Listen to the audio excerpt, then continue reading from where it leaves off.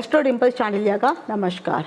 एक चीज़ याद रखिए, जब भी कोई भी युद्ध होता है, पहले के समय में जब भी युद्ध हुआ करते थे, उस समय दो राजाओं के बीच में युद्ध होते थे और युद्ध जो होते थे खाली जगहों पर, खाली ग्राउंड में हुआ करते थे। आपने देखा होगा महाभारत का युद्ध हुआ है, रामायण में युद्ध हुआ है। इवन जो पहले के राजाओं के जो युद्ध हुआ करते थे वो एक खाली मैदान में, बड़े बड़े मैदानों में इधर से एक राजा की फौज दूसरे राजा की फौज आके लड़ाई किया करती थी।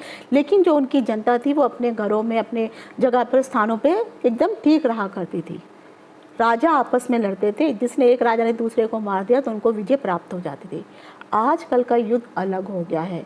इस समय युद्ध में राजा अपनी जगह सेफ है, राजा को कुछ नहीं हो रहा है, लेकिन जनता इसमें पिस रही है, फिर वो चाहे कोई भी जनता हो। तो युद्ध जो है किसी परिस्थिति का हल नहीं होता है, लेकिन शास्त्रों में ये भी कहा गया है कि अगर आपको कोई बार बार आपको ही झुकाना चाहता है, आप ही झुकिए, आप ही डरिए, तो फिर महाभारत तो होके रहेगा। महाभारत नहीं करना है, ये उनको समझना चाहिए। लेकिन फिर भी मैं कहूँगी आप लोग प्रेयर ज़रूर कीजिए ताकि ये युद्ध आगे ना बढ़े। और जो हमें बदले लेने थे वो हमने लिए भी हैं, और आगे चल के जो है अगर इनको अभी भी सबक नहीं मिला, और ये मिलेगा भी नहीं, वो नहीं सीखने वाले हैं, उनकी कुंडली ही ऐसी है तो वो कितने भी ठोकर खा लेंगे फिर भी वह उसी गड्ढे में जाके गिरना चाहते हैं। पिछले कुछ दिनों से आप देख रहे हैं कि भारत और पाकिस्तान के बीच में जो है युद्ध हो रहा है और ये युद्ध बढ़ना शुरू हो गया है। हालांकि भारत ने हर बार ये कहा है कि हम सिर्फ आतंकवादी के ठिकानों को जो है नष्ट कर रहे हैं, हम आपकी जनता को कोई भी नुकसान पहुंचाना नहीं चाहते हैं।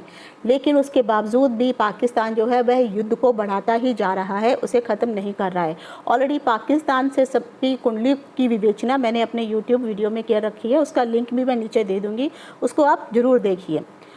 आज मैं आपको बताने वाली हूँ कि आखिर ये जो युद्ध है, भारत जो हमेशा बार बार यही बोल रहे हैं कि हम आपको नुकसान नहीं पहुंचाना चाहते हैं, लेकिन पाकिस्तान इस चीज़ को मानना ही नहीं चाहता है और वह युद्ध को बढ़ाता ही जा रहा है। इवन अगर आपने कल रात को भी देखा होगा तो बहुत ज़्यादा फायरिंग आपस में एक दूसरे को हुई है, सुबह भी हुई हैं।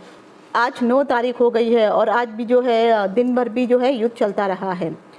आज मैं आपको बताने वाली हूँ कुंडली से में जो है नक्षत्रों से संबंधित, क्योंकि नक्षत्रों को मैं हमेशा कहती हूँ, बहुत अधिक महत्व देती हूँ कि नक्षत्रों का डीप नॉलेज हमेशा रखिए। जब भी आप किसी की कुंडली का विवेचन करते हैं तो नक्षत्रों को महत्व अवश्य देना चाहिए। कुंडली में सबसे महत्वपूर्ण, अगर आप किसी भी व्यक्ति का लगन देखते हैं तो लगन से उसके शरीर का पता चलता है।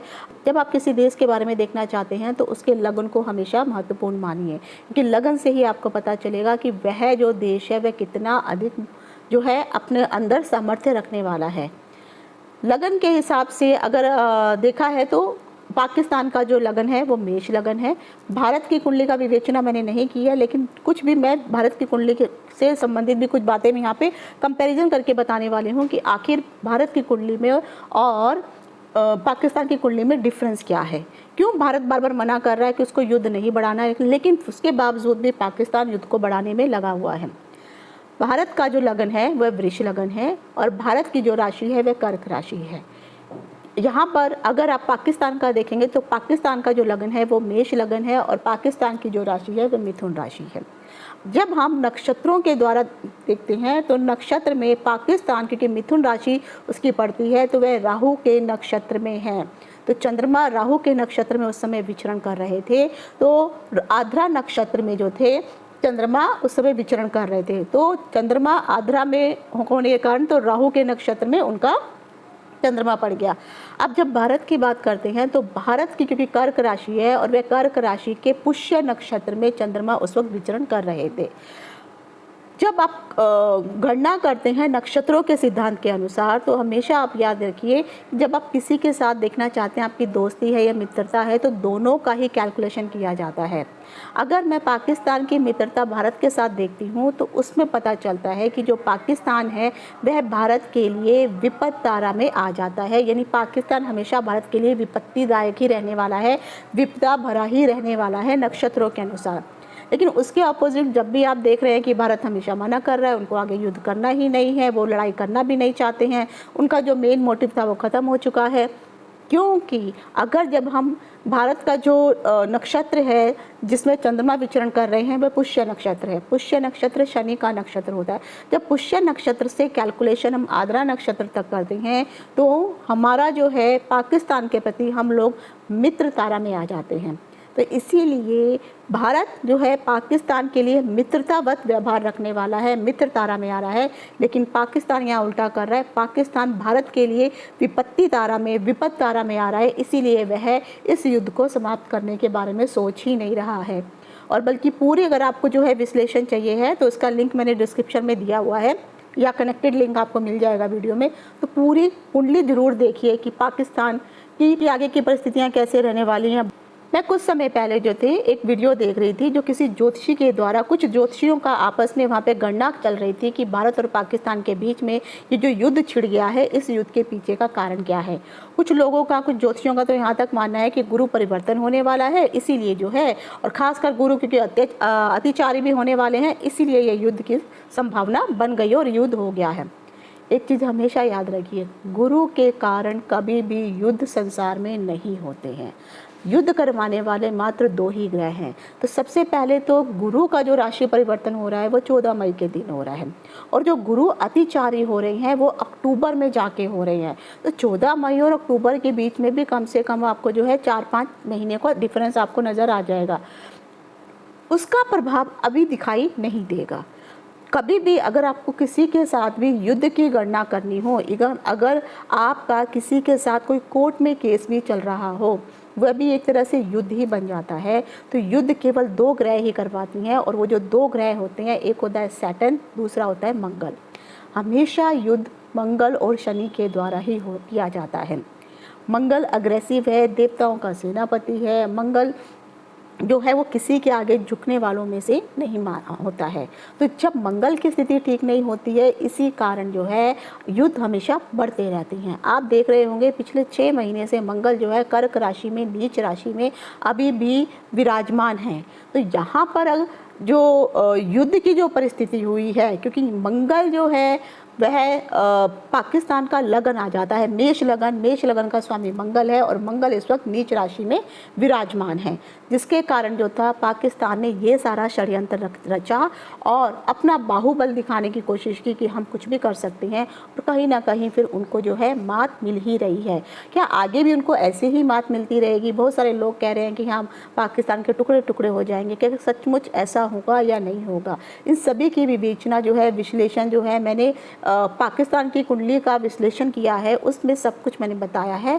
तो अगर और ज़्यादा नॉलेज चाहिए है तो आप उस वीडियो को अवश्य देखिए, उसका लिंक मैं डिस्क्रिप्शन में दे दूँगी। दूसरी चीज़, शनि का भी इस वक्त देखा है कि आप पिछले महीने में शनि ने भी राशि परिवर्तन किया है। तो कहीं ना कहीं शनि जो है इस वक्त जल तत्व की राशि, मीन राशि में, अर्थात गुरु की राशि में चले गए हैं। तो जैसे मैंने कहा कि जब भी कोई भी ग्रह जब राशि परिवर्तन करता है, यहाँ पर एक चीज़ देखने वाली हो रहा है कि पाकिस्तान का जो शनि है और भारत का जो शनि है, इसमें भी बहुत ज़्यादा अंतर है, कुंडलियों में बहुत ज़्यादा अंतर है। शनि भी कहीं ना कहीं कारण है, लेकिन शनि उतना अधिक कारक नहीं बन रहा है जितना अधिक मंगल बन रहा है, क्योंकि मंगल पिछले 6 महीने से अपनी नीच अवस्था में है, और यह जो है कम से कम 6 जून को मंगल जो है अपना राशि परिवर्तन करेंगे, फिर वह कर्क राशि को छोड़ के सिंह राशि में चले जाएंगे। लेकिन अभी तक उतना जो समय, कम से कम 1 महीने के आसपास का जो समय है, बहुत डिफ़िकल्टी वाला रहने वाला है। ये ज़रूरी है कि हाँ, अगर पाकिस्तान नहीं रुकता है तो उसको बार बार भारत जो है रिटेलिएट जरूर करेगा। लेकिन फिर भी अभी भी भारत यही बोल रहा है कि मैं युद्ध करना नहीं चाहता हूँ, मुझे जो ठिकाने थे आपके आतंकवादियों के मैंने गिरा दिए हैं, मैंने सिर्फ वहीं तक मेरा उद्देश्य था। लेकिन अगर आप युद्ध को छेड़ते जाएंगे तो आगे परेशानी होगी ही होगी। आगे और बहुत सारी चीज़ें हैं जो मैंने कुंडली में बता रखी हैं। तो हमेशा याद रखिए, जुपिटर कभी भी युद्ध नहीं करवाता है। युद्ध करवाने के 2 ही ग्रह हैं, मंगल और शनि। तो ये मंगल और शनि जो है यही युद्ध के कारक हैं। अगर आपकी कुंडली में भी कहीं पर भी कोई कोर्ट केस इत्यादि चल रहा है तो ज़रूर अपने मंगल को और शनि को जो देख लीजिए। मंगल और शनि देखेंगे आपको समझ में आ जाएगा क्यों कोर्ट केस चल रहा है, और क्या आपका ये जो कोर्ट केस है आप विन होंगे या नहीं होंगे, ये आपकी कुंडली से पता चल जाएगा। तो आशा करती हूँ जो जानकारी दी है इसको थोड़ा सा जो है संभाल के भी रखिए और समझने की कोशिश कीजिए। कोई भी जोशी आकर कुछ भी बोलता जा रहा है, मुझे समझ में नहीं आ रहा है कि आखिर किस हिसाब से अपनी प्रिडिक्शन कर रहे हैं, क्योंकि जुपिटर को जो अपना अतिचारी अवस्था में जाने वाले हैं उनके लिए अभी बहुत लंबा समय है। सेफ रहिए, अच्छे से रहिए, ईश्वर से प्रार्थना करते रहिए ताकि ये जो युद्ध है ये आगे बढ़े रहा। चाहे किसी की भी हार हो या किसी की भी जीत हो, लेकिन जो जाने हैं वो इंसानों की ही जाती हैं। बाकी की वीडियो में जो है जिनको जानकारी दे रखी है पाकिस्तान से संबंधित, उस वीडियो को ज़रूर देखिए। और अगर आपको जानकारी पसंद आई है तो मेरे इस चैनल को सब्सक्राइब कीजिए। पसंद आई है तो लाइक कीजिए, नहीं आए डिसलाइक कीजिए। प्लीज़ कमेंट ज़रूर लिख के बताइए कि मैंने जो जानकारी दी है वो आपको कैसी लगी है। इति शुभम, नमस्कार।